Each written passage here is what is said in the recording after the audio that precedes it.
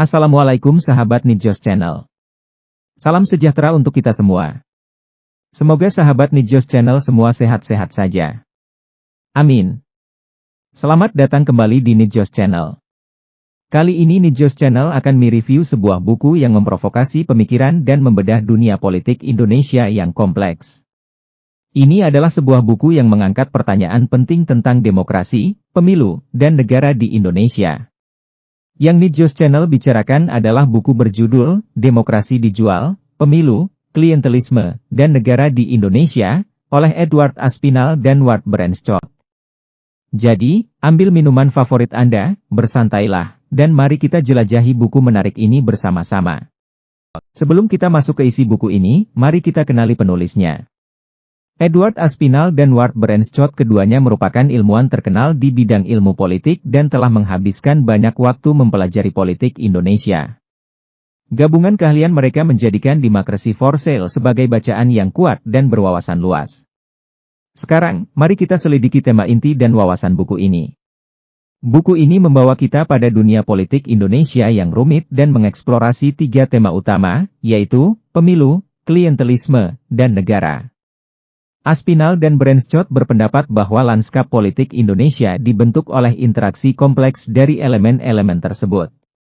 Mereka menawarkan kajian kritis mengenai bagaimana demokrasi berfungsi di negara ini, menyoroti aspek-aspek gelap yang seringkali dikaburkan. Penulis mengawalinya dengan membedah proses pemilu di Indonesia.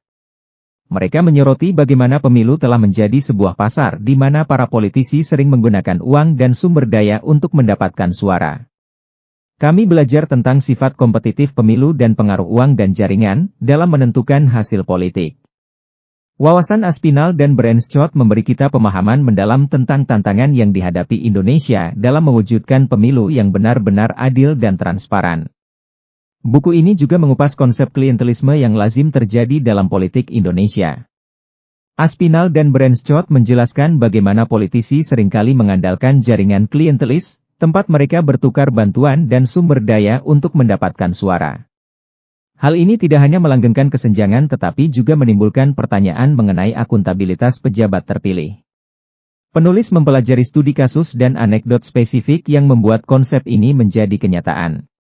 Sedangkan klientelisme menurut kami adalah fenomena pertukaran bantuan pribadi dengan dukungan pemilu. Bentuknya bisa bermacam-macam, mulai dari pembelian suara yang terkenal, penawaran uang atau barang konsumsi sebagai imbalan atas suara.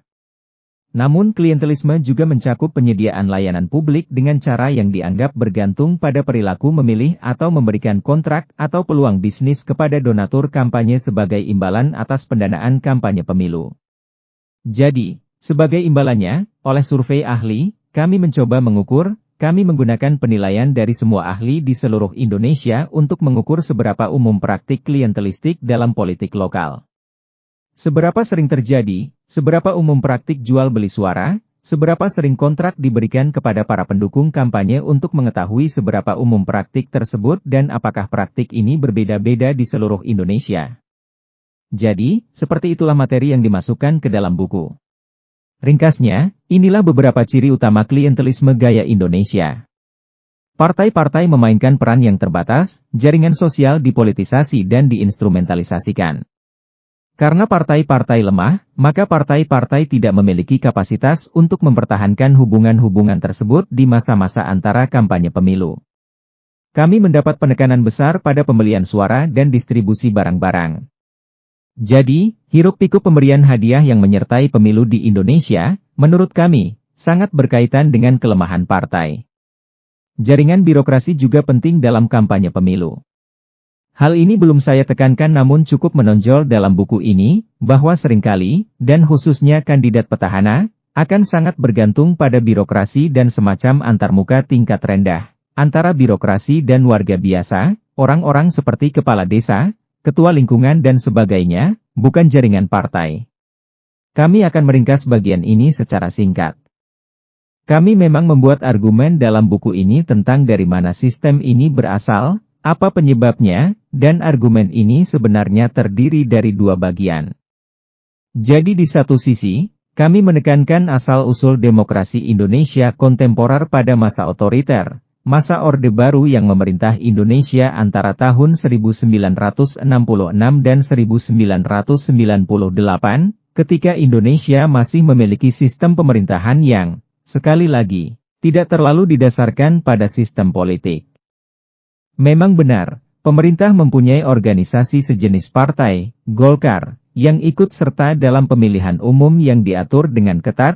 Namun Golkar sebenarnya hanyalah wajah birokrasi pada masa pemilu dan pemerintah benar-benar mengatur negara melalui mesin birokrasinya. Hasilnya, sejak transisi menuju demokrasi, sebagian besar kewenangan kebijaksanaan atas distribusi sumber daya negara masih sepenuhnya berada di tangan birokrasi. Sementara itu, partai politik mempunyai kemampuan yang terbatas untuk menguasai sumber daya negara yang digunakan untuk membangun bentuk relasional klientelisme. Kita melihat banyak manifestasi atau hasil yang berbeda dari asal-usul ini dalam politik kontemporer Indonesia. Salah satu dampaknya, misalnya, yang sudah saya sebutkan secara singkat, adalah seringnya birokrasi dijadikan semacam mesin pemilu, terutama bagi calon bupati atau gubernur petahana.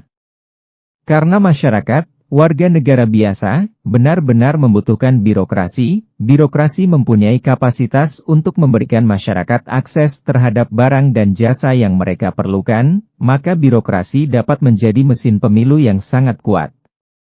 Sejak tahun 2009, pada pemilu legislatif, kita sudah melihat adanya perubahan dari daftar tertutup menjadi daftar terbuka. Jadi, pemilih tetap dapat memilih suatu partai, namun kini mereka juga dapat memilih seseorang dalam daftar partai tersebut. Oleh karena itu, orang yang terpilih, tidak bergantung pada posisinya dalam daftar partai, adalah kandidat yang memperoleh jumlah suara individu tertinggi.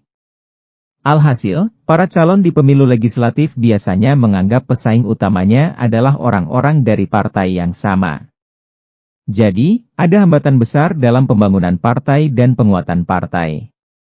Dalam apa yang disebut pilkada, yaitu pemilihan kepala pemerintahan eksekutif di daerah, wali kota di kota, bupati di daerah pedesaan, gubernur di provinsi, kita melihat melemahnya kampanye berbasis partai dengan adanya transisi ke pemilihan langsung.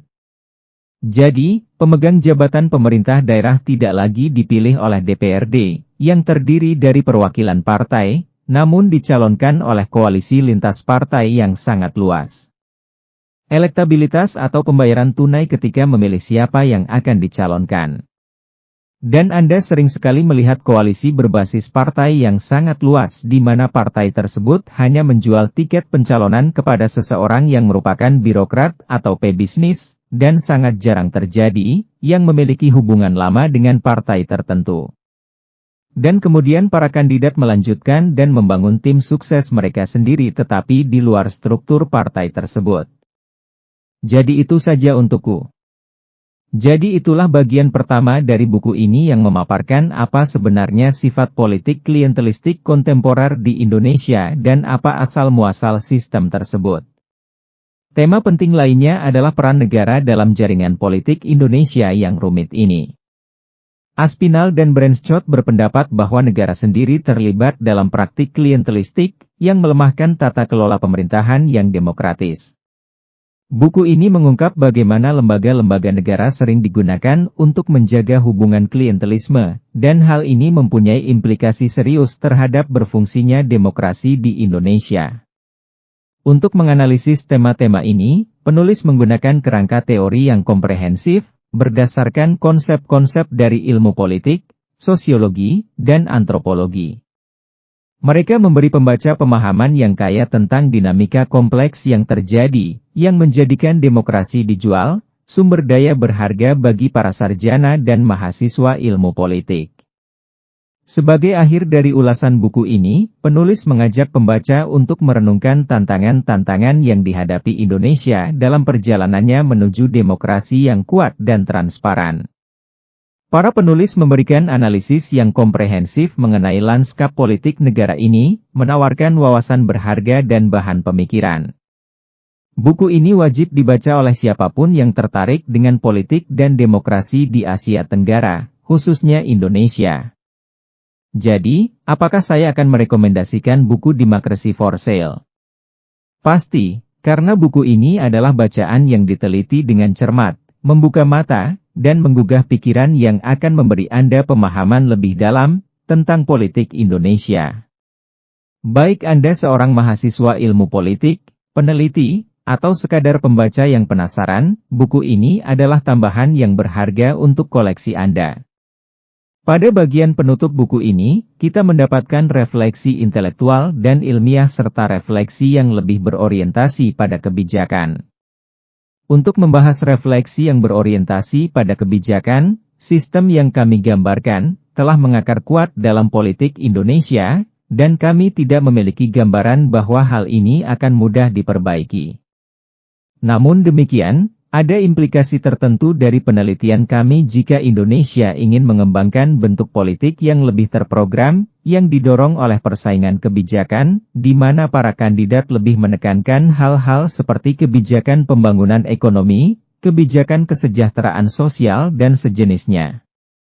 Tentu saja, ada implikasi dari kisah yang diceritakan Ward tentang sifat diversifikasi ekonomi, sifat ekonomi lokal, dan bagaimana hal-hal tersebut menjadi faktor dalam sifat klientelisme lokal. Banyak reformasi yang dilakukan Indonesia pada awalnya dimaksudkan untuk meningkatkan akuntabilitas politisi kepada pemilih.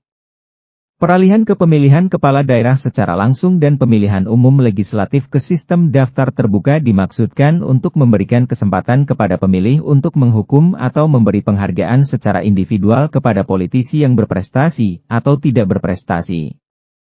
Namun dampaknya, seperti telah kita lihat, adalah melemahnya partai politik. Dan sangat sulit untuk mengembangkan politik kesejahteraan yang lebih terprogram dan berorientasi pada kesejahteraan, atau setidaknya politik kesejahteraan yang lebih terorganisasi secara terprogram dalam sistem di mana partai politik sangat lemah. Kami juga mengacu pada penelitian yang dilakukan oleh Burhanuddin Muhtadi dalam buku tersebut untuk menunjukkan penurunan dramatis dalam identifikasi partai di kalangan masyarakat Indonesia dari sekitar 88% pada tahun 1999 menjadi di bawah 10% saat ini. Jadi, ada keruntuhan partai politik kita yang sangat dramatis.